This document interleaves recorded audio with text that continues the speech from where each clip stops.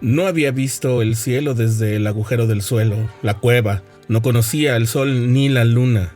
No sabía el aire más allá de la tierra de la cueva, ni la arena, ni el mar, ni la pradera, ni los árboles, ni los pájaros.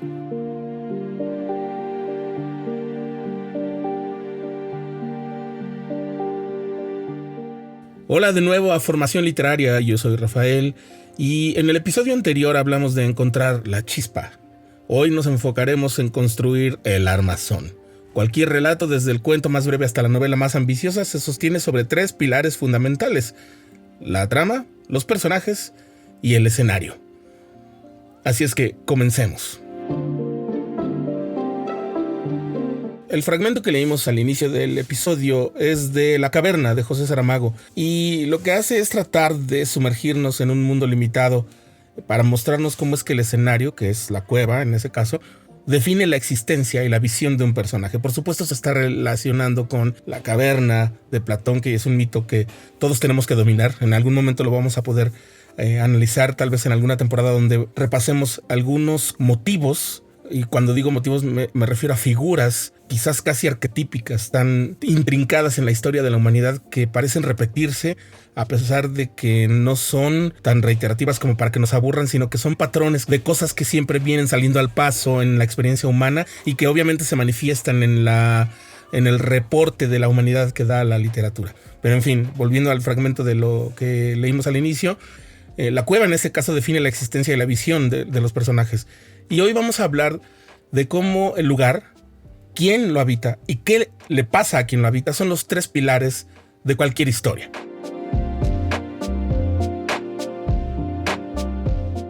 Comencemos por decir que si tú le preguntas a cualquier experto, a algún escritor, a algún editor, a alguna persona que se dedica a enseñar escritura creativa, especialmente narrativa literaria, te va a decir que pues lo más importante que tiene que tener una historia para que sea un buen producto literario, pues es que a un personaje le acontezca un conflicto y que ese conflicto se desenvuelva, o sea, lo puedas contar en un escenario. Permíteme presentártelo de una manera un poquito nueva, no en el mismo orden en el que casi siempre lo presentan.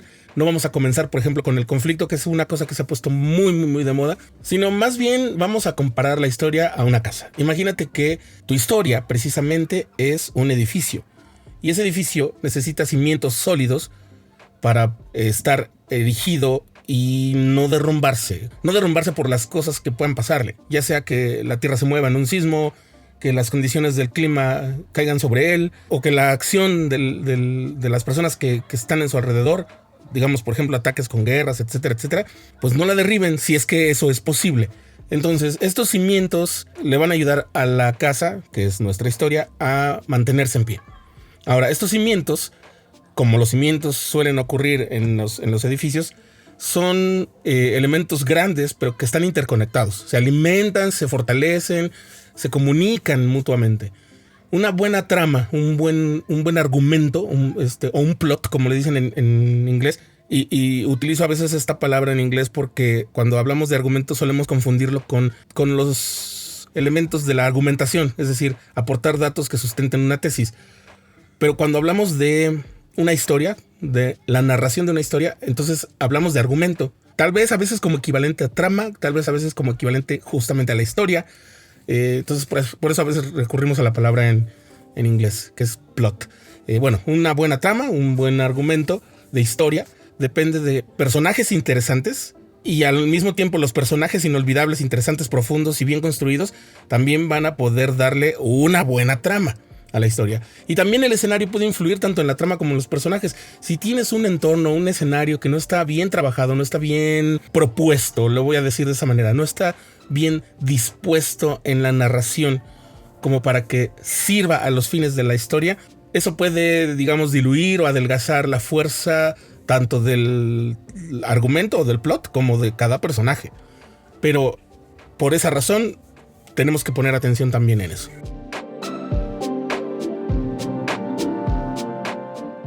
Entonces, comencemos hablando ahora de los personajes. Los personajes, para empezar, tienen que ser creíbles. Ellos son el corazón de tu historia. Y ellos son quienes viven lo que va a pasar, es decir, la trama. Ellos nos van a conectar con el lector. Finalmente, tu personaje va a ser la cara visible de tu historia ante el lector. Obviamente estamos hablando de que se la va a imaginar a través del texto que esté leyendo, pero es lo más directo que va a pasar así. Y no son solamente descripciones y tampoco son solamente nombres. Me daba mucha risa cuando les ponía a mis alumnos en la universidad de narrativa literaria que propusieran un pequeño argumento de menos de 3 renglones para empezar a trabajar con una historia, y entonces decían el típico un chico conoce a una chica que está en un lugar donde nunca se lo imaginó, y en realidad eso no es una historia, ni siquiera se acerca a ser una historia, porque no me están diciendo quién es. Yo les decía, por lo menos díganme cómo se llama el chico, cómo se llama la chica, reemplacen esa expresión con los nombres, pero además no nada más me digan nombres, sino que deben ustedes saber exactamente cómo son y quiénes son esas personas que tienen ese nombre. Así es que reemplacen el nombre de un chico por, no sé, Juan Pablo, y el nombre de una chica por Ana. Y entonces eso debe ayudarnos a ir construyendo en nuestra mente la identidad y las características de personalidad de cada uno de ellos. Miren, eso funciona más de la siguiente manera. Van a descubrir que no se trata tanto de inventar el personaje, sino que cuando ustedes empiecen a mirar sus personajes como algo que ya existe ahí, van a aprender que estos personajes se les van revelando. Ustedes los van descubriendo más que inventándolos. De repente ustedes les van a dar una ayuda porque nos los van a presentar a nosotros los lectores, pero en realidad ellos van a estar allí con sus propias características. Si ustedes hacen estos ejercicios bien, de estar escribiendo las características de sus personajes para que sean reales, van a ponerles motivaciones, deseos, miedos, contradicciones, deseos reprimidos, deseos que les dicen a todo el mundo, deseos culposos. También van a ponerles traumas que vivieron, todas esas cosas que van configurando su manera de pensar, de ser, de actuar. Eso los va a hacer reales en el sentido de verosímiles, de que los lectores van a identificarse con ellos, van a poder saber que están ante un personaje de todas las dimensiones posibles y de profundidad. Así que piensen en, no nada más en sus nombres, sino en quiénes son, dónde están y qué es lo que ellos quieren, por qué quieren eso y qué están dispuestos a hacer para conseguirlo. Esa es la parte más importante en términos de la historia, pero también cómo son y por qué son así. Y entonces las diferentes dimensiones que adquiera un personaje o que ustedes le puedan dar, o dicho de otra manera, que ustedes puedan reconocer que tiene, va a hacer que ya sus personajes no sean aburridos. Entre esas dimensiones pues está su apariencia física, cómo se ven, cuál es su constitución física natural, pero también cómo se visten, es decir, qué aspecto tienen, cómo los ven las demás personas que conviven con ellos. Su personalidad, si son introvertidos, si son extrovertidos, si son optimistas, si son descarados, si son, no sé, muy tímidos, si son callados, todas esas características. Luego la historia de fondo, es decir, de dónde vienen, cuál es su origen, qué les pasó antes de que empezáramos a narrar esta historia. Ustedes no tienen que contar todas las cosas que les pasaron a sus personajes, pero sí tienen que saberlas. Por decirlo de una manera, si quieren hacer una especie de tarjeta, como las tarjetas de los jugadores de deportes, o como las tarjetas estas de poder, de los juegos de poder que hay sobre ciertos temas, como Calabozos y Dragones. Si quieren pueden hacer unas tarjetas para sus personajes, para que sepan qué les ha pasado en su vida, sin que esas cosas que están en esa tarjeta lleguen a terminar en el texto de su historia. Eso en realidad nada más es para ustedes, para que ustedes terminen de conocer y no se les olvide con quiénes están trabajando como personajes. Y eso, bueno, va también a ayudar a que tengan buenas transiciones, una buena evolución que se conoce con el nombre de arco. El arco de personajes, cómo cambia a lo largo de la trama. Cómo está al principio, qué deseaba y qué miedo tenía, y al final cómo está y qué miedo tiene ahora, o si ya lo venció, o si no lo venció, etcétera, etcétera. Pero ¿cuál fue su evolución? Tiene que ser muy evidente, muy clara, para que podamos advertir que la historia ocurrió en la vida de ese personaje. Si no tenemos un arco, es decir, si nuestro personaje no cambió, eso se va a notar. Y hay algunas historias relativamente exitosas de personajes que no cambian nunca, pero es muy claro que lo que cambió fue otra cosa. Que más bien ellos generan un cambio, que el personaje es plano, se vuelve aburrido, es peligrosamente inconsistente y además se vuelve un riesgo para la historia, y entonces de repente vamos a encontrarnos que quizás el personaje sale de la historia o muere o no funciona del mismo modo.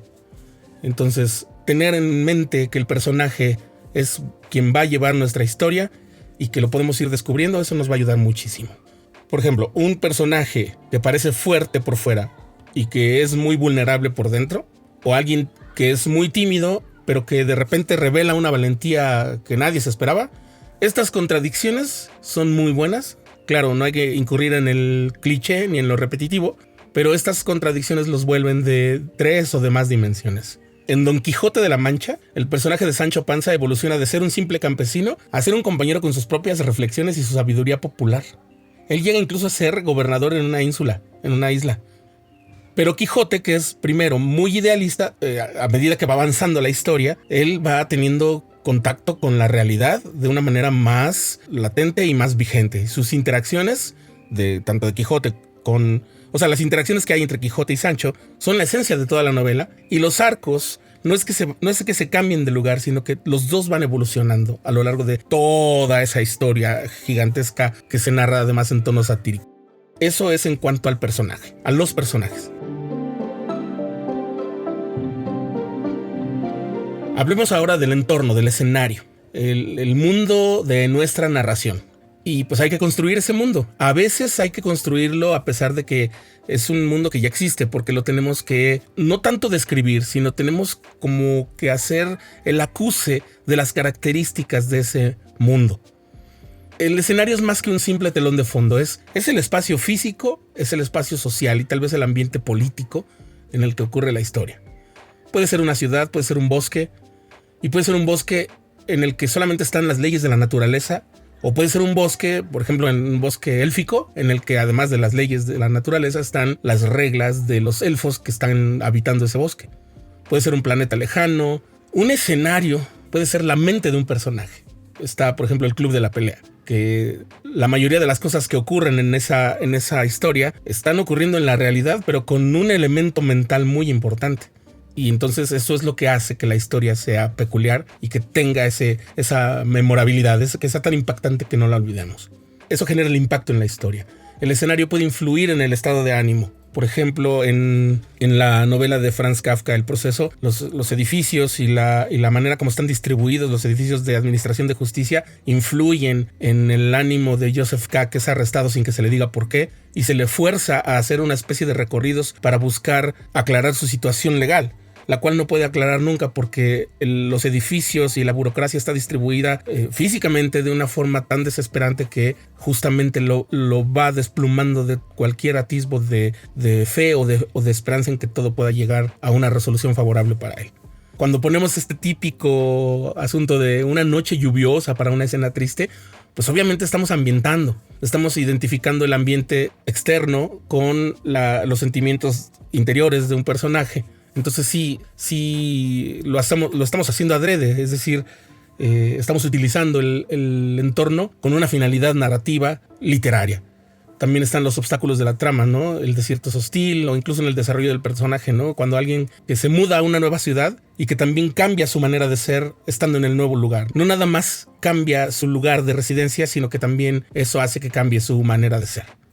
También la ambientación, es decir, el elemento es que no quiero decir descripción, porque no debemos solamente recurrir a las descripciones, pero ser conscientes del entorno involucra a veces también que utilicemos los 5 sentidos: qué se ve, qué se oye, cómo huele, qué se siente, qué se saborea en los diferentes puntos, en los diferentes momentos. A veces es más importante concentrarse en uno de esos sentidos que en la generalidad para poder darle al lector una experiencia inmersiva. Es decir, si nosotros ponemos a una persona a buscar los restos humanos en un tiradero, como suele ocurrir en muchas novelas de misterio, de asesinato, o sea, novelas criminales, novelas de policiales, podemos ponerlos a buscar en ciertos lugares y concentrarnos en el aroma de las cosas que están tiradas allí en lugar de describir lo visual, y eso nos puede ayudar muchísimo. Y en esa forma también creamos una atmósfera,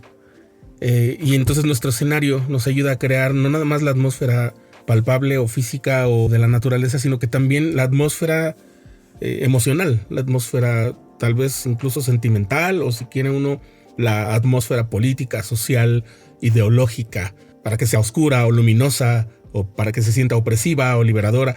Aquí lo ideológico, insisto, no tiene nada que ver con nuestra forma personal de pensar o nuestro esquema de moralidad, sino la del ambiente que estamos queriendo proyectar en nuestra historia.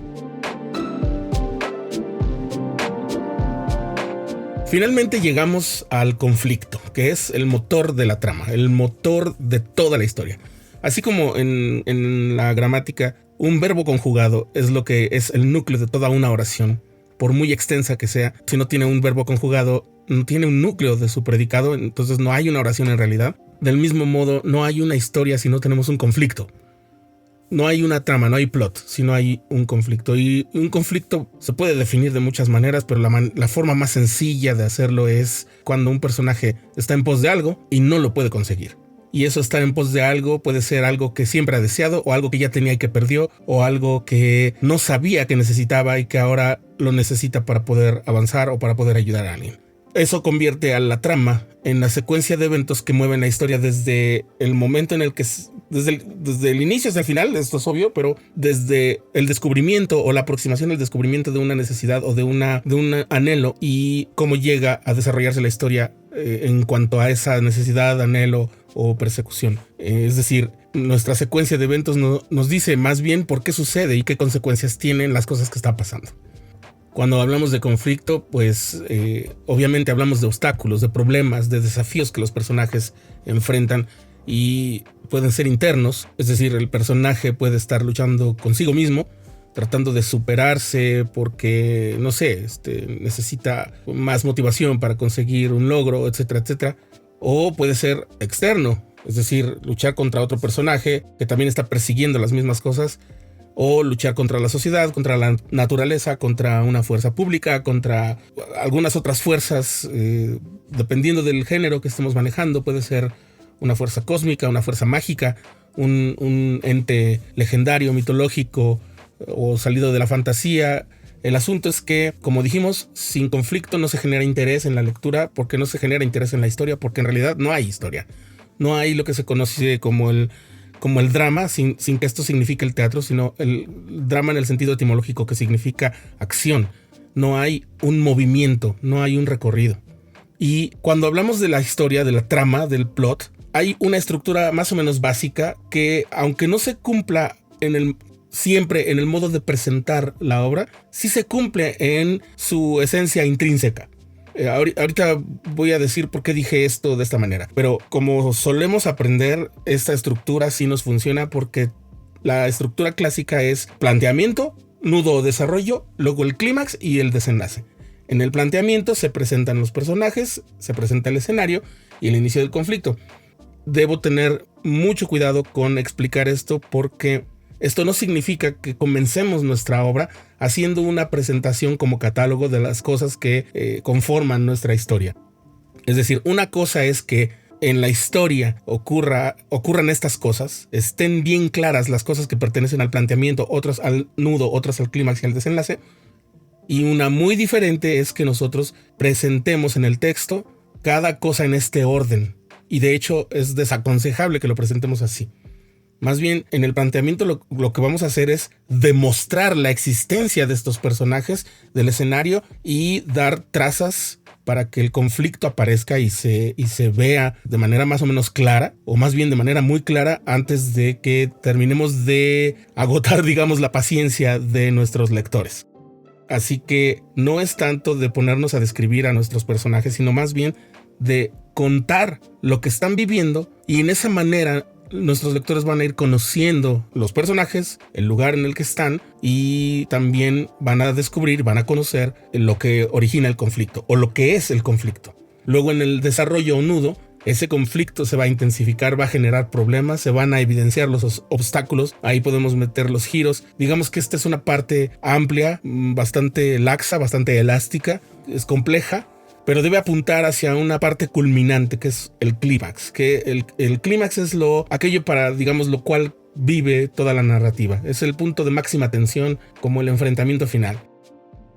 Y después viene el desenlace, que expone la resolución del conflicto, ya sea de manera positiva o no. Cuando nosotros decimos aquí la resolución del conflicto, no significa que siempre ocurra en buenos términos o satisfactoriamente para todos los personajes, o que sea complaciente, que todo el mundo viva feliz para siempre. No, todo dependerá de cuál es la historia. El asunto aquí es que le decimos resolución cuando ya terminamos con el conflicto. El conflicto se cierra de una forma y se exponen quizás las consecuencias de cómo acabó el conflicto, y entonces tenemos el cierre de nuestra historia. Por eso, aunque no sea el orden en el que lo estemos narrando o exponiendo o presentando, las partes de una historia internamente sí deben tener la suficiente coherencia de causa y efecto, una lógica que se pueda seguir. Vamos, cuando empieza el libro 100 años de soledad, no empieza con el inicio de la historia, comienza con algo que está más o menos a la mitad del relato completo. Es decir, el primer párrafo se refiere a algo que ocurre un poquito antes de la mitad de toda la historia que está abarcada en ese libro. Y después se da un brinco hasta el inicio de la historia. Eso no quiere decir que Gabriel García Márquez no haya conocido desde siempre o no haya planeado la historia por completo, o no la haya conocido o no se le haya presentado por completo. Más bien, él tenía ya presente toda la historia y decidió comenzar a narrarla en cierto punto que no era el inicio. A veces es difícil explicar esto porque de lo que se trata es que, por supuesto, las historias ocurren en un orden cronológico, pero no estamos obligados a presentarlas en ese orden. A veces nuestro artificio como escritoras o escritores consiste precisamente en elegir por dónde vamos a comenzar la narración de una historia que ya está completa, digamos, en el mundo de la idea o en nuestras notas, pero tenemos que crear ciertos efectos, y para lograr crear esos efectos vamos a contarlos en otro orden distinto a aquel en el que ocurrieron. Estamos llegando así al final de este episodio y me gustaría sugerirles que elijan un personaje de una historia que conozcan muy bien, de un libro, de una película, de una serie, el que ustedes quieran, y piensen cuáles son sus motivaciones. Cómo cambia ese personaje a lo largo de todo el relato, cómo influye el lugar en el que ocurre todo, en el que hace las cosas, en su forma de ser o en lo que sucede incluso. Anoten características de ese personaje, características que sean relevantes de ese personaje. No lo hagan con algo que ustedes están creando todavía. El ejercicio se trata de que ustedes puedan pensar en cómo se desarrolló un personaje que ya existe y que ya probó que está siendo difundido a través de la lectura de ese libro o de la transmisión de esa película o serie. Y ya entonces en esa misma manera pueden ustedes comenzar a construir sus personajes de esa forma, pensando en las mismas preguntas, dando respuesta a esas mismas preguntas para poder tener personajes fuertes que tengan un conflicto que los hace caminar a través de una historia que vale la pena ser contada y que está ambientada en un espacio y un tiempo que va a particularizar la historia. Esto es lo importante. Los personajes, el tiempo y el conflicto particularizan la historia. Ya no puede ser genérico. Ya es solamente único. Es, si quieren, en un sentido un poquito displicente, podríamos decir que es anecdótico, pero es más que eso porque se cuenta una historia que tiene todos los elementos para hacerlo. Y entonces ya nadie puede utilizar esa historia para aplicarla en otro personaje o en otra situación. Tiene que ser muy particular. Por eso se vuelve inolvidable, entrañable y una historia digna de ser contada. En esta ocasión les vamos a sugerir las lecturas de un libro de Julia Cameron que se llama El Camino del Artista, o Julia Cameron, que aunque no es un libro particularmente sobre escritura, y sí tiene un libro que habla del camino del escritor, pero primero les vamos a sugerir este del Camino del Artista. Sus ejercicios y reflexiones nos ayudan a desbloquear la creatividad y a entender la conexión entre la vida del autor y la obra, lo cual es fundamental para el desarrollo de nuestros personajes y nuestros mundos. También les vamos a sugerir de Robert McKee, un clásico que es El Guión, que es un libro que expone, aunque es un texto largo, extenso, puede servir de consulta, expone de una manera muy práctica y muy al punto sobre los mecanismos de la narrativa literaria.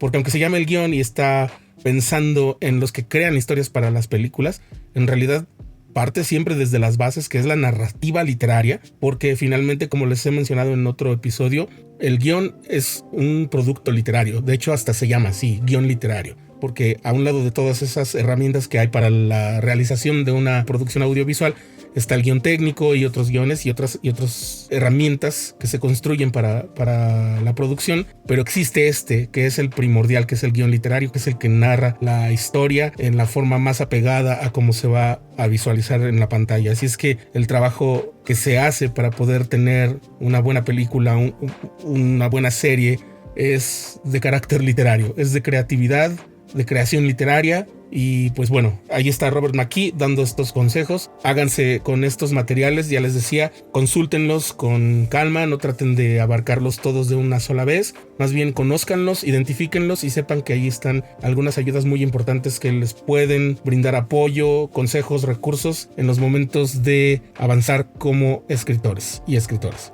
Y para cerrar este episodio, solamente recordar que entender la interconexión entre trama o plot, personajes y escenario es fundamental para construir relatos cautivadores, inolvidables y sólidos. En el próximo episodio vamos a saltar a un mundo diferente que no es la narración. Vamos a hablar un poco de verso, poesía. Prepárense para escuchar las palabras de otra manera. Y este es nuestro taller de formación literaria. Hasta la próxima.